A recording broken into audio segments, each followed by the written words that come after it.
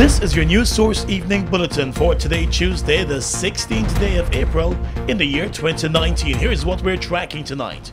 Police investigators are this evening on the hunt for two motorcycle bandits who shot and killed a well-known American street money changer.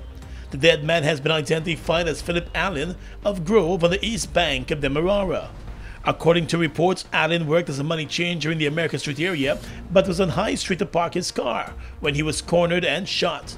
He was reportedly relieved of an undisclosed sum of cash and his licensed firearm. The incident took place just after 10 o'clock. Persons in the busy area said they did not realize what had taken place until they spotted the man's body in front of the Ashman's building in a pool of blood. The ambulance was summoned to the scene and he was rushed to the hospital with a gunshot injury to the head. Doctors lost their battle to save his life moments after he was taken to the hospital. He was pronounced dead just around 11:30 this morning. The man's nephew told News Source that Allen would usually park his car in the High Street area and walk across to America Street where he conducted his foreign exchange street business. The incident has left family members in shock. Police investigators spent more than 2 hours at the scene. They are hoping that CCTV cameras, which may be located in the area, could assist them in the probe. More news coming up in just a moment.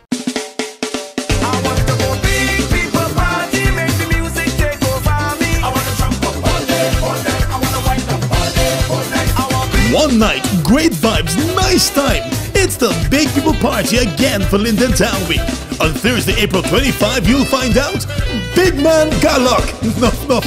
It's the official Big People Party with Super Ray one-man band, Buster one-man band, and DJ Akilo with all the throwback hits all night. Join Bill Mosley at the Mackenzie Bandstand in Linden. One night, great vibes, nice time. It's the Big People Party, Big Man got luck. Thursday, April 25, compliments of Banks Bear. This is Banks Country. The future is green. Let's help you experience the future with easy financing for your business or home. Be it for solar energy, water treatment recycling, water filters, energy-saving appliances, or wind power projects. Enjoy competitive interest rates, fast approvals, and discounted lending services fees, low equity contribution, and flexible repayment. Visit us for details or go to www.gbtibank.com or email us at banking@gbtibank.com. GBTI, we see Guyana through your eyes. Linden Town Week isn't just the biggest events, the best fets, the most action, cultural shows, exhibition, food, music, sports, and anything you can dream of. Linden Town Week 2019 begins from Saturday the 20th of April to Wednesday the 1st of May. For more information, contact the Linden Town Week Secretariat on 444-2200 or follow the Linden Maritime Council's Facebook page.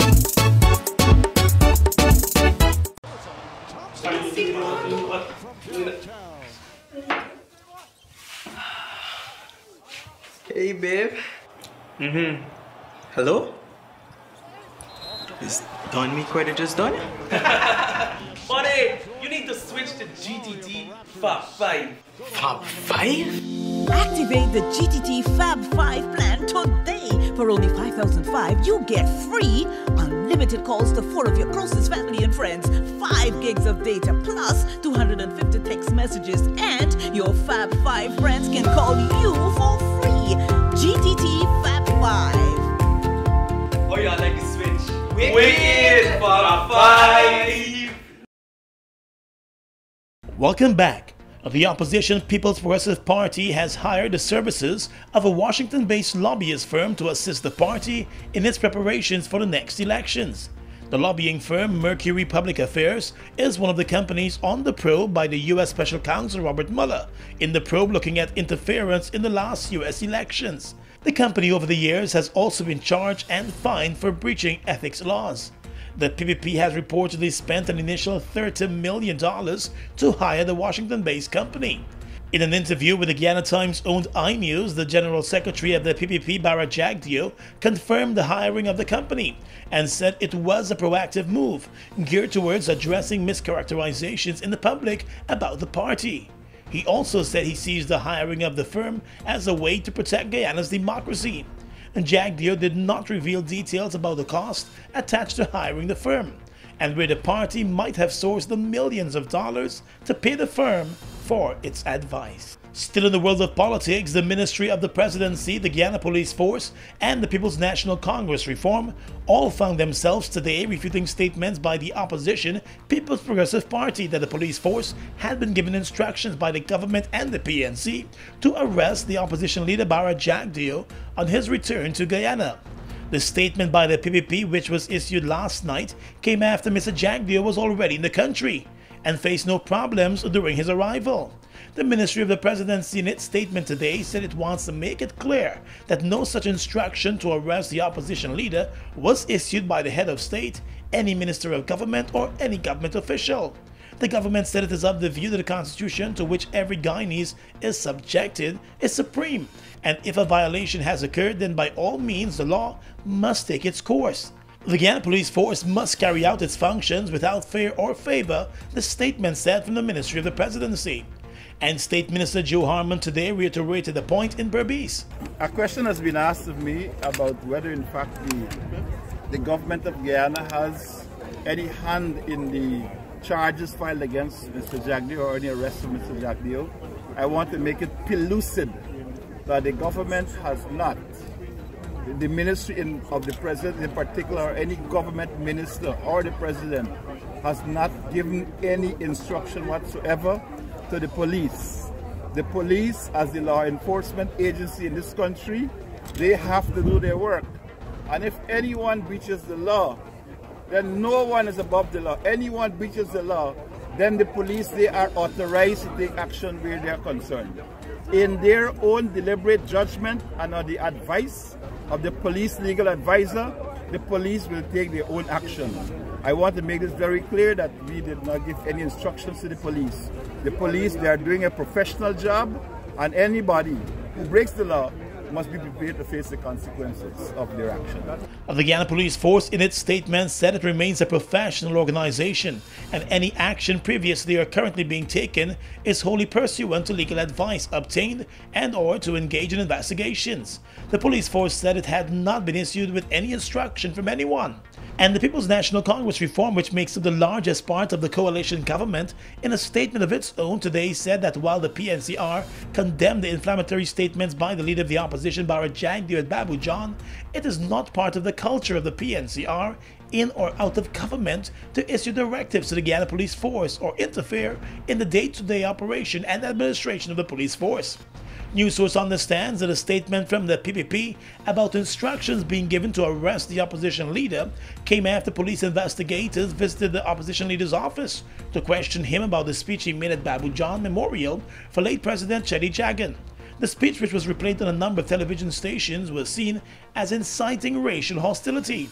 The Guyana Police Force, as part of its probe, has reportedly sought the advice of its legal advisor in the matter.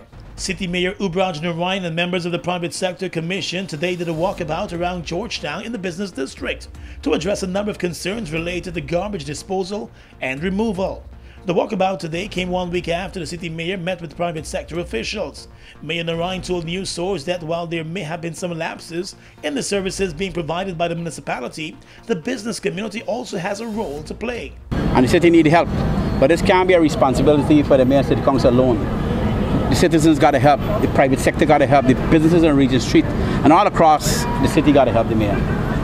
But what we see people saying, and we just heard, Mr. Mayor, is that they put in the garbage out hoping that the garbage truck not passing, the garbage truck not passing. So I imagine that's an internal problem you would have to, a logistics problem you would have to. And then we also saw a lot of the drains. A lot of the drains need cleaning. And if we had a heavy rain now, we could see Mr. Mayor was causing the flooding. So I think the mayor was, and for me it was a good education. But we as the private sector, Mr. Chairman, we need to reach out to our members and plead with them to help the mayor. Mr. Mayor, I think you got out. There's enough blame to go around, but what we need to do is to cooperate, to work together, to make the city cleaner. Businessman Jerry Gavaya of the Private Sector Commission agreed that the business community and the City Council must look at new ways of working together for the benefit of the city. You know, this afternoon was a quite experience, not for me alone, but in a collaborative way with the Private Sector Commission and administrative level of MCC as well. And we can see what is the issue. We hear from the business people as well. And it's something both the MCC and businesses, residents, we have to work together to have a better environment, a better city, which also the private sector give their commitment of 100%. And I'm looking forward to that, but yet I would not sit down in the mayor's chair and sheen my administration, where especially the engineer department need to come out more and able to give reports on these things, and we must get these drains clean. And I will be on their shoulders, and I know Madam Town Clerk as well. We're gonna send those, not pressure, but a little memo so that things can happen very fast in the city. We not need to sit in office and be there in a chair. We need to come out. During the walkabout, a number of business owners also raised concerns of their own. We had been here the other weekend for us to put our records for garbage. By the time we come Sunday for the guy to put the garbage, the bin is full. There's no. We look for the truck when it's going this way or this way. Right. I'm looking for the truck. I am the manager. You tell me by the bin went okay, by that, no problem. We still gotta get somebody for help to throw the garbage. You're right. Understand? City council not have we throw the garbage anyway. Nobody don't carry. Before you get one big bin here, okay, everybody throw the garbage, no problem. And sometimes the garbage fly here. We tell the staff sweep off all the time there. The Georgetown City Council continues to come under criticism for its poor collection of garbage in some parts of the city. However, the City Council has also complained that some businesses have been dumping their garbage in a don't-care manner, in many instances not even using garbage bags or garbage receptacles. 2 persons lost their lives on the country's roadways in separate accidents yesterday, even as the authorities and the Road Safety Council continue to plead for safer use of the roadways. Yesterday afternoon, a 43-year-old pedal cyclist from Mucka, Arcadia, died after falling victim to a hit-and-run accident. The man, Arnold Kisonlal, was riding his bicycle along the East Bank Public Road in the vicinity of Providence when he was hit down by an unknown car. He suffered several injuries. The driver of the car never stopped. Investigators are hoping that security cameras in the area might render some help in identifying the vehicle. And early yesterday morning, a 20-year-old man identified as Mahendra Tukey perished in a vehicular accident at Land of Canaan on the east bank of Demerara. The young man and 2 others were occupants in a car when it got involved in a smash-up with 2 other vehicles. A number of persons were rushed to the hospital. At least 2 of those taken to the hospital were admitted with serious injuries. Both accidents remain on the probe this evening. In the courts, 21-year-old Barometer resident Eddie Williams today found himself before a magistrate facing 4 charges of attempted murder after he allegedly chopped 4 persons in the Northwest District. The young man, who it is believed went berserk over a 4-day period, is accused of slashing Celicia Jacobs, Devon Scott, Roll Campbell and Burgil Thomas with the intent to commit murder.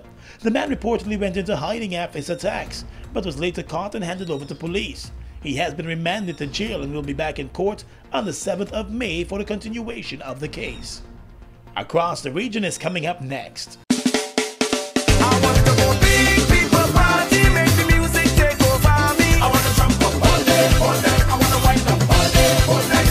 One night, great vibes, nice time. It's the Big People Party again for Linden Town Week. On Thursday, April 25, you'll find out Big Man got luck. No luck. It's the official Big People Party with Super Ray one-man band, Buster one-man band, and DJ Akito with all the throwback hits all night. Join Go Mosley at the Mackenzie Bandstand in Linden. One night, great vibes, nice time. It's the Big People Party, Big Man got luck. Thursday, April 25, compliments of Banks Bear. This is Banks Country. Guy Oil is a proud Guyanese-owned and Guyanese-operated company, serving our nation for over 42 years. All the profits remain in Guyana and are used for the development of our country. So when you buy fuel and lubricants from Guy Oil, you are directly contributing to Guyana's economic development. Let's continue to build this nation together. Fuel up and drive with Super 95 from Guy Oil. Fuel it up and drive! Guyana, for the first time ever, two heavyweights in the music industry on one night, on one stage. Extra Beer presents Yardie Fete Dancehall and Soca Concert. Performing live, the youngest and hottest dancehall artist, Alkaline, the Conqueror. Be like my gang, conquer the world now. And the hottest soca artist, Farmer Natty. You got me hooking me if you want me to. Get your tickets now for an affordable $3,000, stage front $15,000. Ticket location: White Castle Fish Shop, Just Your Size Boutique, Guinness Bar, Pleasant, Itel Food Shop, Durban Street, Fireside Grill and Chill, Buxton Gas Station, Dave Parker, Digicel, Starbrook Bar, Colors Boutique, Westsiders Entertainment Center, Patsy's BPAT Food Court, Sioux Dyke Junction, Extra Beer Location, Starbrook Market, Sweet Point Orange Walk, and HJ Radio Station. Yardie Fete, live, Alkaline and Farmer Nappy, Soca and Dance Hall Concert on Easter Saturday, 20th April 2019 at Guyana National Stadium. Come, Corona, Extra Beer, and Extra Energy Drink.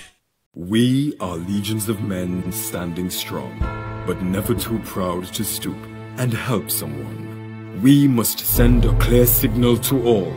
Do right, walk in upright ways, knowing that's what being a man is all about. And ever aware that things will only get worse when good men do nothing. Stand strong, be the one to live right. Across the region right now, Barbados' increasing crime rate has not gone unnoticed by the International Monetary Fund, with one top official insisting that it must be an area of priority for the Mia Mottley administration. Barbados Today reports that the man leading the IMF mission to Barbados, Bert Van Selm, said that while the area of crime was not one of competence for the Washington-based institution, it was still an area he believed authorities must address effectively. He explained that while he did not see it impacting the overall fiscal position of the country, it could have a negative bearing on Barbados' main contributor to its gross domestic product, its tourism. Barbados records an average of 27 murders annually, but the number of people murdered for the first 3 months of this year alone reached an unprecedented 20. In Jamaica, the leader of the opposition and the president of the People's National Party, Dr. Peter Phillips, says government must immediately account for the $68 million borrowed from the Inter-American Development Bank for the implementation of the National Identification Registration System. On Friday, the Constitutional Court in Jamaica ruled that aspects of the controversial National Identification and Registration Act violated the Constitution and declared it null and void. Responding to a call from the private sector organization of Jamaica for the opposition to work along with the government to establish a new national identification program, Mr. Phillips in a statement said the PNP has always supported the need for such a system. And finally tonight, international news. WikiLeaks founder Julian Assange used the Ecuadorian embassy in London as a center for spying, the country's leader has said. Lenin Moreno also said no other nation had influenced his decision to revoke the WikiLeaks founder's asylum after what he called violations by Assange. President Moreno told the Guardian newspaper that Ecuador's old government had provided facilities within the embassy to interfere with other states. Assange's lawyer had earlier accused Ecuador of outrageous allegations. President Moreno, who came to power in 2017, said of the decision to end Assange's 7-year stay in the embassy that any attempt to destabilize is a reprehensible act for Ecuador because the country is a sovereign nation and respectful of the politics of every other country. And that's your News Source Evening Bulletin for tonight. Gordon Mosley reporting.